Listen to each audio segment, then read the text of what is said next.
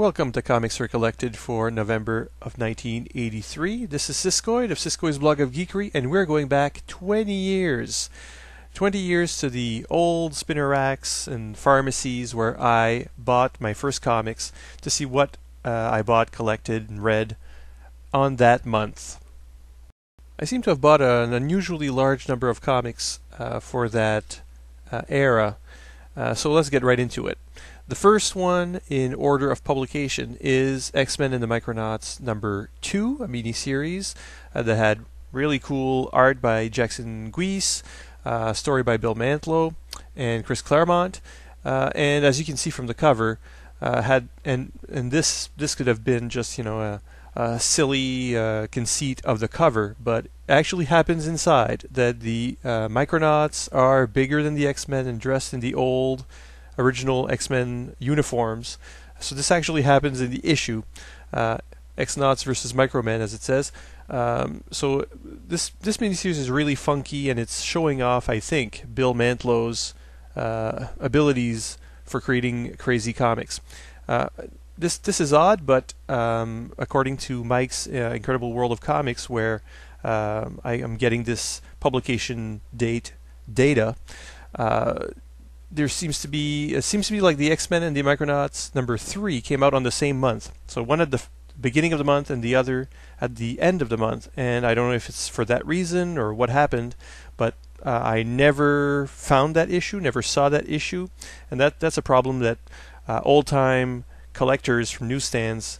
This was a problem that was pretty common, where perhaps someone bought the issue you were going to buy. You couldn't really reserve comics as people would do with a pull list today in comic book shops. So somehow I missed it, and because it was still November, probably didn't occur to me to hunt for it, to look for it in other stores. I didn't realize I'd missed it because it came out in the same month as this issue.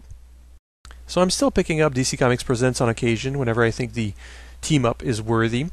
And number 66, Superman and the Demon, is certainly a worthy issue from this series. It's one of my favorites, in fact, thanks to the Joe Kubert art. I guess this was my first Joe Kubert comic ever, and it still looks beautiful. Sometimes I pull this issue out of the long box and look at it, and I'm probably not the only one who has a fondness for it, because personally it introduced me to the rhyming version of Etrigan the Demon, which I always found cool, even when he wasn't. And to the rest of the world, it introduced a one-off villain. I guess it was a one-off, Blackbriar Thorn. It was this big giant wooden druid, and at the time only appeared once, defeated, whatever. But in recent years, he's reappeared a number of times against the Justice Society, and I think he even in the New 52 he was in Justice League Dark. So evidently, other people have a fondness for this one-off, one-shot comic, and it's probably because of the Joe Kubert art. It makes you want to look at the comic a lot more than you might other issues from the series. Still a regular reader of Fury of Firestorm. This is issue number 20, my personal introduction to Killer Frost, although she appeared in one form in the original Firestorm series, and then again at the start of this particular series. But this was my first one, and well, she's very sexy on the cover, but also in the interiors, where she's kissing guys and turning them into ice. That's her shtick. So she's a dangerous kisser. So while yes, Firestorm was a serialized Marvel type comic, a lot of the comics I bought at the time were DC comics and were either one-shot stories, one-offs, or very short arcs with minimal soap opera elements. What Uncanny XMen was doing at this time, I was really crushing on this particular series. This is number 178, and I only got in 175 really. And it was this grand superhero soap opera with cliffhangers at the end of every issue that really made you want to read the next one, and that kept me going for a number of years. So here we've got at the end of the previous issue, Colossus had been melted, so he looked dead, or if he returned to human flesh, he'd be way too wounded to survive. So it's dire straits, and the X-Men are fighting the Brotherhood of Evil Mutants, which are, at this point I was only discovering them and finding out that mutant powers could take on many forms, and this is something I found fascinating and kind of wished I had a mutant power and all that. But the issue ends with Kitty Pryde bleeding out in some alley. So, I mean, the last issue ended with an X-Men dying, and he's still a molten block of Colossus at the end of this issue. But then there's another X-Men almost dying, so very quickly you're caring for these characters, and they're being put in real jeopardy, which isn't something that was happening in a lot of comics I was reading at the time. So, pretty awesome.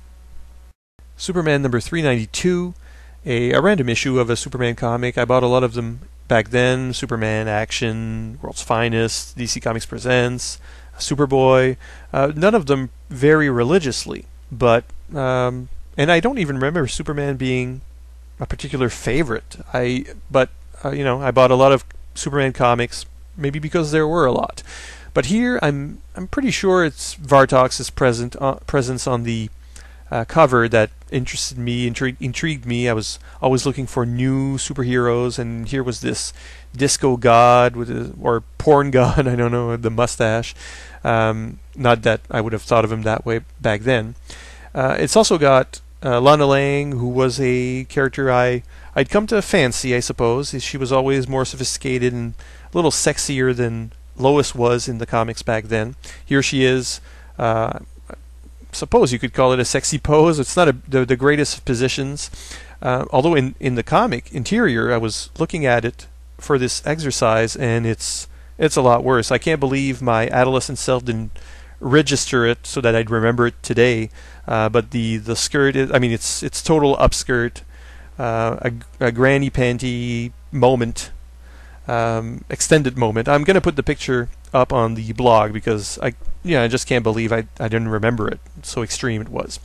But the story is about this gooey parasite that enters superhumans across space, and it's taken over Vartox, and now he's fighting Superman, presumably to infect Superman next.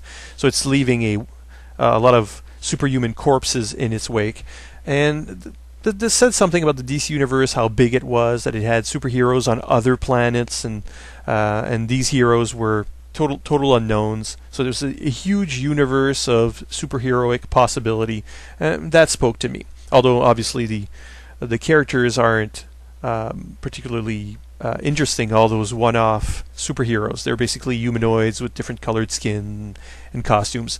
But still, it was an interesting premise, and I did like Vartox, so I wish they'd do more with him. I really liked his recent appearance in Power Girl, and so he's a character I'm interested in, even though I'd only come to know him here and very briefly.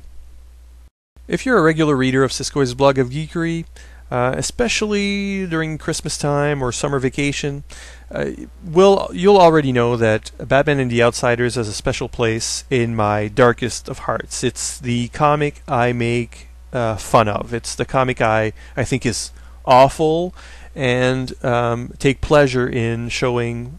Basically, I've deconstructed 12 or 13 issues by now, where panel by panel I tell you what's wrong with it, why the superheroes are stupid, why it's not just Geoforce and Halo either. I mean, they, as a group, even the good ones, act like idiots. So it's basically Batman's assembled a team that he doesn't trust to do anything right, and the comics then go on to prove how Batman is right about them, with lame villains beating these guys, or they're winning by accident, and all the soap opera aspects of it are lame and stupid, and the origin stories are developing at a slowest of crawls.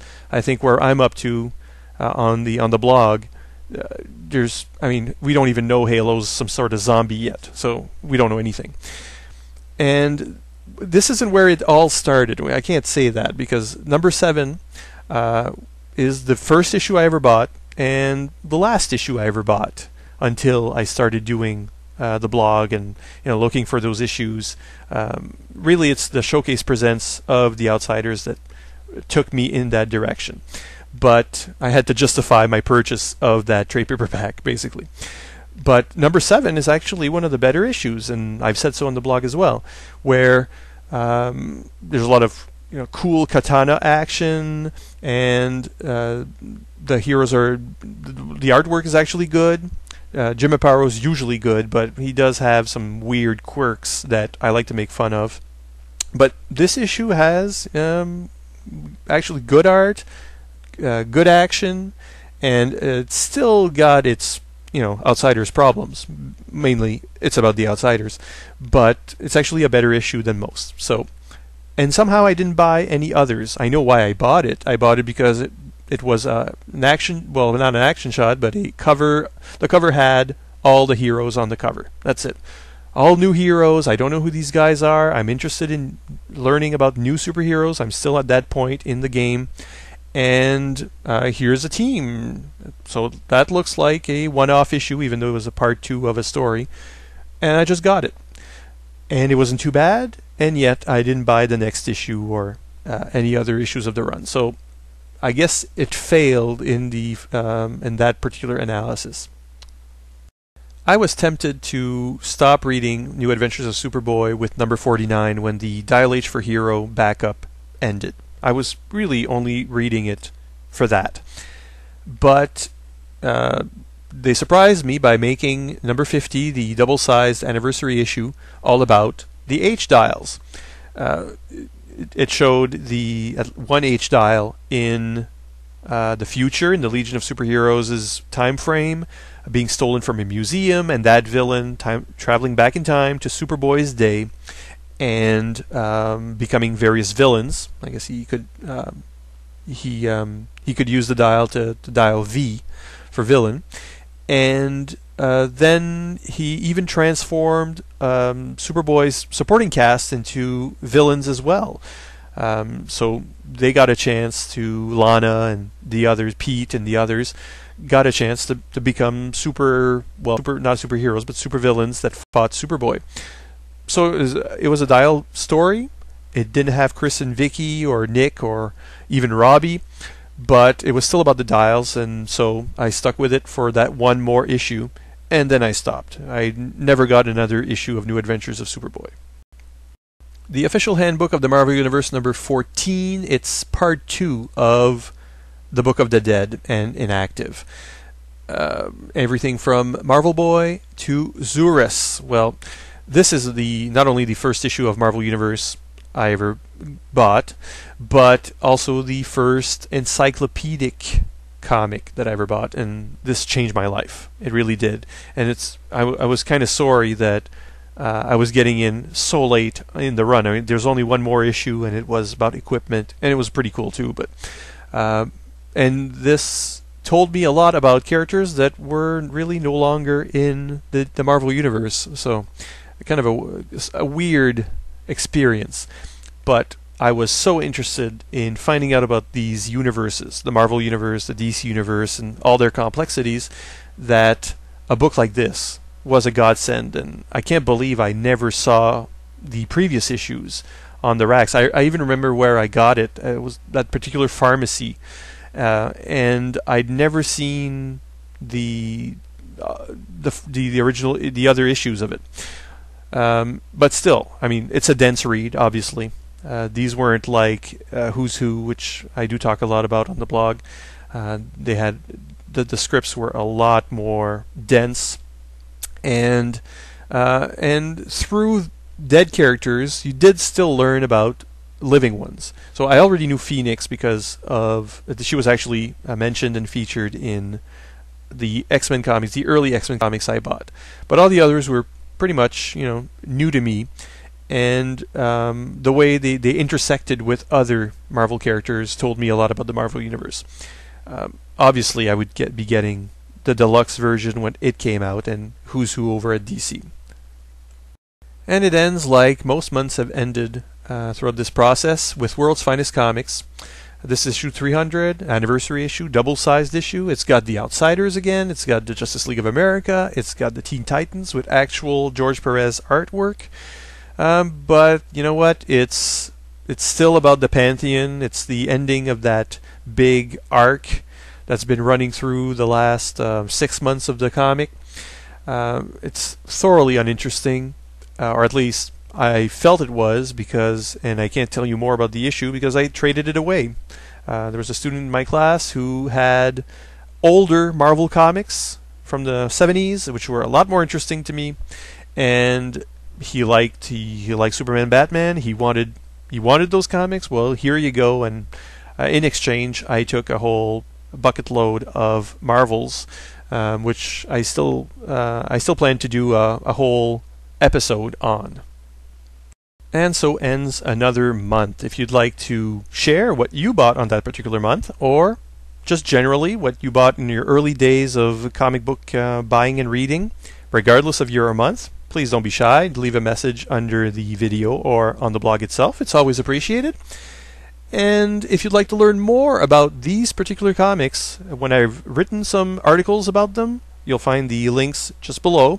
And if not, you can always go to siskoid.blogspot.com for a wealth of geekery, not just comics, but sci-fi, TV, movies, role-playing games, whatever you like. So this is me signing off, and we'll see you next time.